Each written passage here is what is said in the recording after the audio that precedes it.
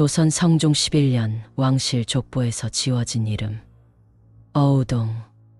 왕족의 며느리였으나 밤에 장막이 내리면 그녀는 금지된 쾌락의 여왕이었다. 고관대작, 종친, 심지어 천한 노비까지. 그녀의 침실을 거쳐간 남자들은 권력을 가졌으나 그녀의 치명적인 향기 앞에서는 무릎 꿇었다. 하지만 세상은 그녀의 욕망을 용서치 않았다. 그녀는 처형당했다. 모두가 그녀의 죄를 물었으나 아무도 그녀의 억울한 피는 닦아주지 않았다. 지금부터 조선을 뒤흔든 핏비리스트와 억울하게 죽은 요부의 한이 남긴 영원한 저주가 시작된다. 실록괴담 어우동의 저주.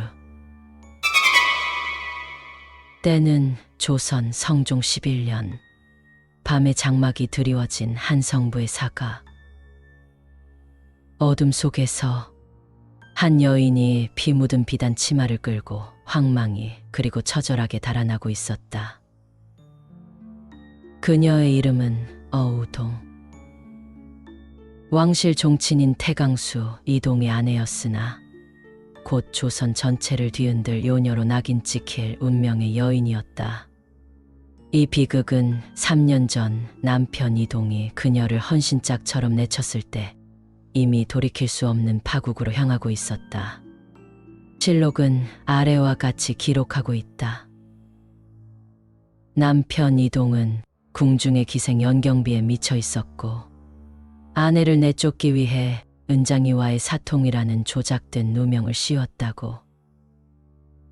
남편은 아내에게서 고귀함과 순결을 기대했으나 막상 자신은 음란한 장난감처럼 그녀를 버렸다. 진정으로 쫓겨난 어우동은 더 이상 왕실 종친의 아내가 아니었다. 그녀는 버려진 존재, 세상의 모든 조롱과 손가락질 속에 갇힌 상처 입은 짐승이었다. 남존여비의 유교 사상이 지배하는 조선에서 버려진 여자라는 주홍글씨는 곧 영혼의 사형 선고와 같았다. 수치심은 곧 분노가 되었고 분노는 이윽고 세상을 향한 뒤틀린 증오심으로 변모했다. 그녀는 생각했다. 나를 버린 세상의 도덕률과 신분 질서를 나 또한 비웃어 주리라. 이 지독한 복수심과 함께 그녀는 스스로를 파멸로 이끌 금지된 욕망의 세계로 가장 어두운 장막 속으로 발을 디뎠다. 어우동의 첫 번째 희생자는 왕실 종친인 방산수 이기였다. 이기는 연민을 가장하며 접근했고 그녀의 외로움과 울분을 감정적으로 파고들었다. 두 사람의 만남은 밤마다 인적이 끊긴 이기의 서재에서 은밀하게 이루어졌다. 서책의 먼지와 먹냄새 사이로 금지된 살냄새와 땀냄새가 섞여 들어갔다. 그 미래의 시간, 어우동은 억압되었던 본능과 함께 세상의 규율에서 해방된 파괴적인 자유를 처음으로 느꼈다. 그러나 이기는 순수한 연인이 아니었다. 그는 곧 어우동에게 지족이라는 승려를 소개하며 그녀를 더욱 깊은 타락으로 인도했다. 이기의 속삭임은 달콤한 독이었고 어우동의 마음속에는 이미 복수와 쾌락이 뒤섞인 뒤틀린 욕망이 거대한 맹수처럼 깨어나고 있었다. 어우동은 한 명의 남자로 만족하지 못했다. 그녀는 자신을 탐하고 싶어하는 남자들의 욕망, 그들의 은밀한 치부를 오히려 자신이 세상을 향해 휘두를 수 있는 가장 치명적인 무기로 삼았다.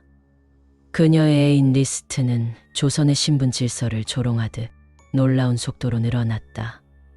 무예가 뛰어난 장군인 구전은 밤마다 담을 넘어 그녀를 찾았다. 그가 벽을 뛰어넘는 순간 조선의 법도와 도덕은 함께 무너져 내렸다. 왕실 종친 수산수 이기는 아예 공공기관 건물의 별채를 미래 장소로 이용했다. 조선의 권위와 질서를 상징하는 장소는 이제 그녀의 비밀스러운 쾌락의 성소가 된 것이다. 명문가의 대를 잇는 고위 관료들조차 그녀의 관능적인 매력 앞에서 지위와 명예를 잊고 무릎 꿇었다. 하지만 이 모든 것 중 성종과 유교 사대부들을 가장 경악하게 만든 사건이 있었다. 바로 노비 신분인 직업과의 사통이었다. 노비인 직업은 그녀와 고관대작들의 은밀한 만남을 엿보던 어둠 속의 그림자였다. 그는 이 치명적인 비밀을 무기로 어우동을 협박하여 강제로 관계를 맺었다. 왕족의 며느리였던 여인과 땅바닥보다 천한 노비의 결합. 이것은 단순히 음행을 넘어선 행위였다. 그것은 조선 사회의 근간인 유교적 신분 질서를 발가벗기고 조롱하는 가장 강력한 선언이었다. 어우동은 쾌락의 늪에 빠져들면서도 이 모든 행위가 자신을 파멸로 이끌 것임을 본능적으로 알고 있었다. 하지만 그녀는 멈출 수 없었다.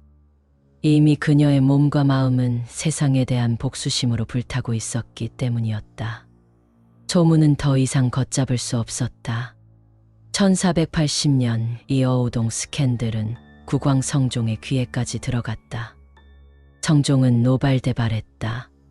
이는 단순한 음행이 아니라 왕실의 권위와 조선의 도덕성을 파괴한 대역죄로 규정되었다. 성종은 의금부에 철저하고 잔혹한 조사를 명했다. 어우동은 도망쳤으나 곧 붙잡혔고 그녀는 곧장 의금부의 지하 취조실로 끌려갔다. 그곳은 인간의 살이 찢어지고 뼈가 으스러지는 고통으로 가득 찬 지옥이었다. 의금부의 잔혹한 고문 속에서 그녀의 비명은 어둠 속으로 스며들었다. 뼈가 으스러지는 고통 속에서 그녀는 자신과 사통했던 10여 명의 남자들 이름을 하나하나 피와 함께 토해내야 했다. 왕실 종친부터 노비에 이르는 이 핏비리스트는 조정에 엄청난 충격을 주었고 고위 관료들은 자신의 이름이 불릴까 두려움에 떨었다. 이 핏비리스트는 곧 조선의 권력층이 가진 위선의 증거였다. 대신들은 왕실의 명예를 생각해 어우동에게 유배형을 주장했으나 성종의 최종 판결은 달랐다.